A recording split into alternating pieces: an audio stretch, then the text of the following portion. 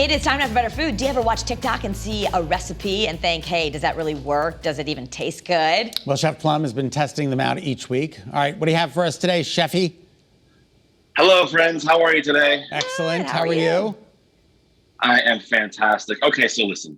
So I've seen everywhere, all over the place, this baked feta pasta. I realize that the TikTok trend, this one may be a month old or so, but I've never tried it, and I wanted to give it a go here. Have you guys seen this one yet? Oh yeah, Yeah, we tried did it here. We tried it on the show. And we didn't. I don't think we made it so well. But we Yeah, we Scott and I bombed. tried it. Well, listen, I've got one already cooking because I can't, it takes 40 minutes or so to cook in the oven. It smells great. I haven't tasted it. I wanted to give it a go and see how it works out for me. So if you guys didn't like yours, maybe we'll like this one. Want to give it a try? Yeah, let's do it. All right, let's do it. So I've got here just a simple little Pyrex baking dish. I'm going to put a little olive oil on the bottom of this one. There's a couple different recipes I found for this, and some people are adding different seasonings and whatnot, but it seems to be the simplest one, I think, is adding a little just tomatoes and shallots and garlic. I mean, all these things taste good, Kara, but I don't know. I'm a little scared of how this thing's going to come out. If you guys didn't like it, I'm a little worried now. So here we go. I don't know that we did it no, right. I liked it. I thought it was very good. Yeah. You did? Oh, yeah. I think Okay. we ended up We not just making didn't- exactly yeah, right. it It wasn't as pretty as it should There have were been. more steps than I thought was necessary. Gotcha. Which means it was probably 2 steps, 3 steps? Exactly. So here we go. I've got 1 pint of cherry tomatoes I just put in there. I've got 2 shallots cut up here. I'm going to put these in here. And I always tell people whenever I'm giving cooking lessons, you can see on my overhead camera there, everything good starts with garlic and onions or garlic and shallots. I just think that if it's delicious, it probably has those 2 things in the beginning. Shallots, again, in the onion family, which are lilies, and shallots are a little bit less pungent. So you can have these and it won't for lunch and then come back to work and it won't have that weird onion breath thing going on. At least that's the idea behind this. Yeah. So I'm going to add a pinch of salt on top of this. So just to recap in here, I've got those pint of tomatoes. I've got 2 cloves of garlic I just cut in half and put in there, a little bit of shallots, some olive oil, and some salt. I'm just going to toss them around a little bit. And now what I found, so I was looking at all these different feta cheeses for this, you guys. And, I like to buy good feta cheese. If I'm going to buy cheese, I want to probably spend a little extra money and buy a good one. For this particular recipe, don't. Get the basic grocery store feta cheese is all you want. And I've got here, this is 220 grams of feta cheese, just the whole block of it here. So I'm going to take this, just put it right in the middle there, right? This is what when you did it, this is what it looked like for you? Yeah, we put a big block in the center. Yeah, it was more horizontal. It wasn't a square. It was like a rectangle.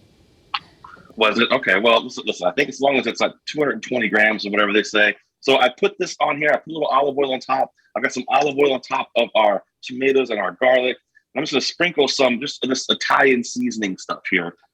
That's what the recipe called for. Me, I want to put fresh herbs and get all into it. But it says use this Italian seasoning, the dry stuff. But what I will tell you, as a chef, if you're going to use dry herbs, the trick is you want to. This is a culinary term here. You want to get it in your fingers and smush it in your fingers as you use it. What that does is it brings out the natural oils that are already inside these herbs. So if you're going to use dry herbs, smush them in your fingers and bring out those oils. It makes a big difference in flavor.